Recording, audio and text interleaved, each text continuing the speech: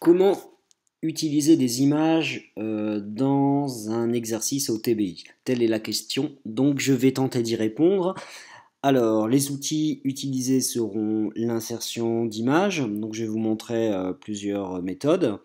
Je vais vous présenter également l'outil capturer, qui est très très pratique, et enfin l'outil organiser les entités. Alors, voici une activité qu'on peut proposer aux enfants. Donc, replace les images dans l'ordre chronologique. Donc, il s'agit de déplacer des images séquentielles, voilà, sur un tableau. Alors, seules les images se déplacent. Voilà une première activité qui va me servir de support. Une deuxième, classer des images, des photographies dans un tableau. Donc ici, on va pouvoir agrandir les images pour observer, éventuellement les annoter, hein, pourquoi pas, et puis les classer dans un tableau. Voilà, tout simplement. Alors, comment faire?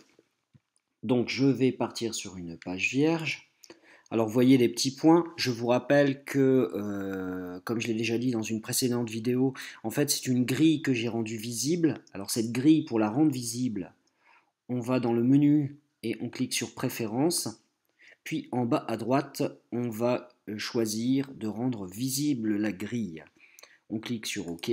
Je vous rappelle que si jamais elle ne s'affiche pas tout de suite, malgré que vous ayez coché visible, il vous suffit de revenir en arrière, de prendre une autre page et de revenir sur cette page. C'est un petit bug d'affichage. Alors, donc pour créer un tableau, je vous rappelle qu'on prend l'outil ligne. Préalablement, je clique sur l'aimant pour accrocher à ma grille, ce qui va me faciliter les choses. Donc je vais créer un tableau. Hop.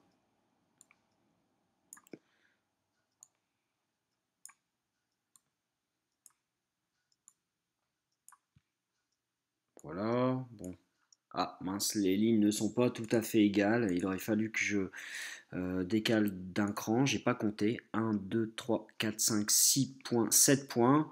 1, 2, 3, 4, 5, 6. Oui, effectivement, il manque un point. C'est pas grave, je vais prendre les lignes une par une et je vais augmenter la taille pour que ça soit deux colonnes parfaitement égales.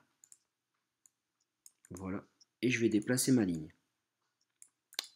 Bon, maintenant que j'ai fait toutes mes lignes, je vais grouper en glissant avec le bouton gauche. Je sélectionne l'ensemble de mes lignes et je vais choisir dans ma barre d'outils contextuels en bas l'option grouper.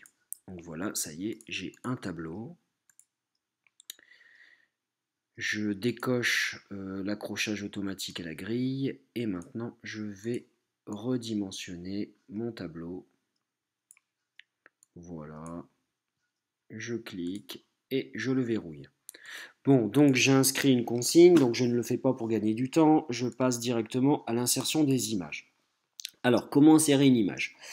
Plusieurs façons de faire. La première, c'est d'utiliser votre barre d'outils et d'utiliser insérer un média. Alors, insérer un média n'est pas présent par défaut. Il faut cliquer sur boîte à outils qui vous permet d'accéder à toutes les autres fonctions qui ne sont pas présentes dans votre barre d'outils principale. Donc, en cliquant sur boîte à outils, dans la liste, vous allez trouver insérer un support et pas insérer un média. Je me suis trompé. Insérer un support. Donc je clique sur insérer un support.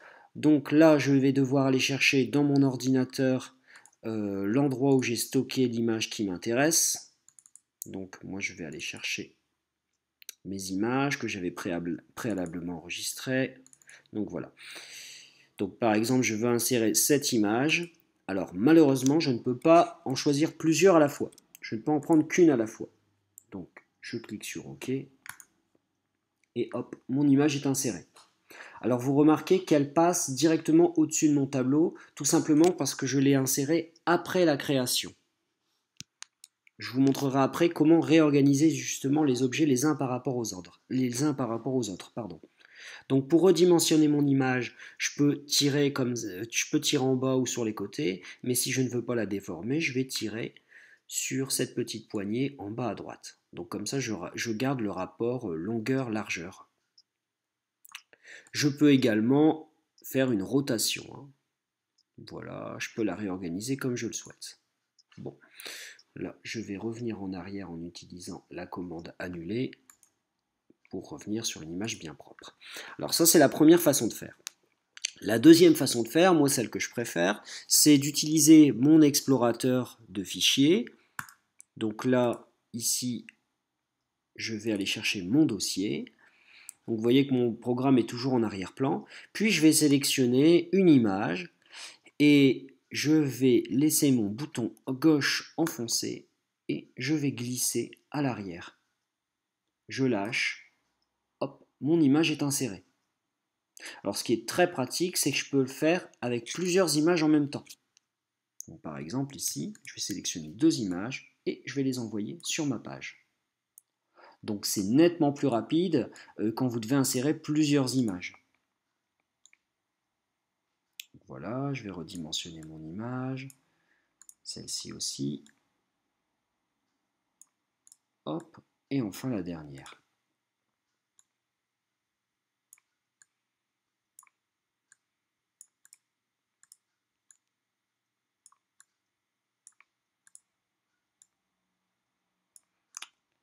Voilà, donc maintenant, je vais pouvoir déplacer mes images pour les classer dans mon tableau.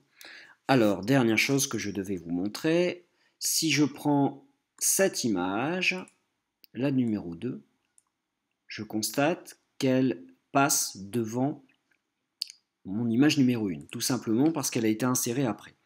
Je peux changer l'ordre de disposition de ces objets. Pour cela, je clique sur l'objet, le ou les objets, puis dans mes options en bas, j'ai cette icône qui me permet de déclencher l'option Organiser les entités sélectionnées. Je clique dessus et là on me propose de déplacer mon objet à l'avant, c'est-à-dire le mettre devant tous les objets, ou alors le déplacer à l'arrière, le mettre à l'arrière par rapport à tous les autres objets. Donc par exemple, si je clique déplacer à l'arrière, hop, mon objet se met à l'arrière, mais pas seulement par rapport à cette image, il se met à l'arrière également par rapport aux autres images. Et il se met même à l'arrière par rapport au tableau. Vous voyez que mes lignes passent devant. Une autre façon, aussi une autre option dans Organiser les entités, c'est déplacer vers l'avant ou vers l'arrière. Alors quand vous utilisez ces options, en fait, vous n'envoyez pas directement l'image devant toutes les autres, vous avancez juste d'un plan, d'un seul cran. Donc par exemple, ici, si je reprends mon image, elle passe derrière mes lignes de tableau. Donc ce n'est pas quelque chose qui m'intéresse. Donc ce que je vais faire, c'est juste la déplacer d'un cran devant pour qu'elle passe devant mon tableau, mais qu'elle reste derrière cette image. Donc pour faire ça, je clique sur l'image. Dans Organiser les entités sélectionnées, je vais lui dire de déplacer, non pas à l'avant, sinon elle va passer devant toutes les autres, mais déplacer vers l'avant, déplacer d'un cran. Je clique. Donc ce n'est pas suffisant, je clique encore, déplacer vers l'avant. Encore, on va y arriver.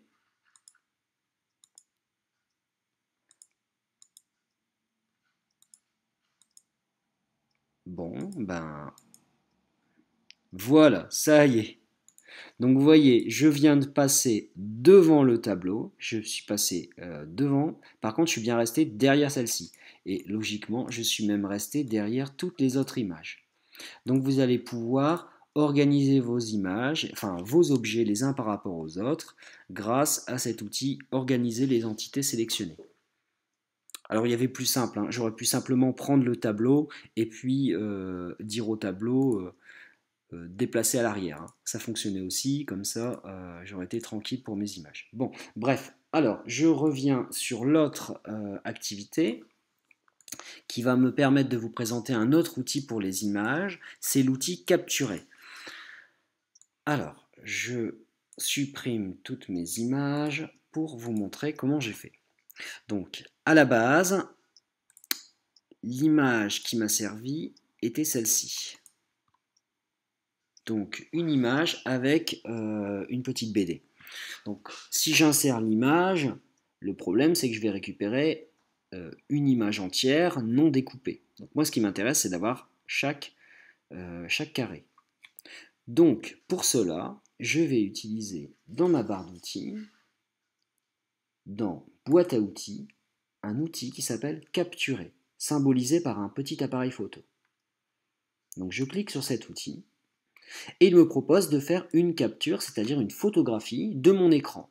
Alors soit une capture partielle, une zone précise de mon écran, une zone en forme libre, donc que je vais dessiner à la souris, ou alors la page complète. Donc moi je veux une capture partielle, c'est-à-dire en forme rectangulaire. Capturer un rectangle. Je clique dessus. L'icône vient de le curseur de ma souris vient de changer. Je me place en haut en gauche. Je laisse mon doigt enfoncé sur le bouton gauche. Et là je glisse. Je ne lâche pas la pression. Voilà, j'ai dessiné ma zone. Donc maintenant je lâche mon bouton. Et hop, je retrouve l'image que je viens de capturer. Alors je remontre la manipulation. Je retourne sur mon image. Je clique sur ma boîte à outils et je vais chercher l'outil capturer. Je choisis une forme partielle. J'appuie sur mon bouton gauche, je laisse enfoncer, je glisse, puis je lâche et je récupère mon image. Donc vous allez pouvoir, grâce à cet outil capturer, récupérer toutes sortes de photographies de votre écran, donc pas seulement des images, hein, ça peut être un site internet, un document Word, vous allez pouvoir donc faire des captures de n'importe quel document qui est affiché sur votre écran. Voilà, c'est tout pour cette vidéo.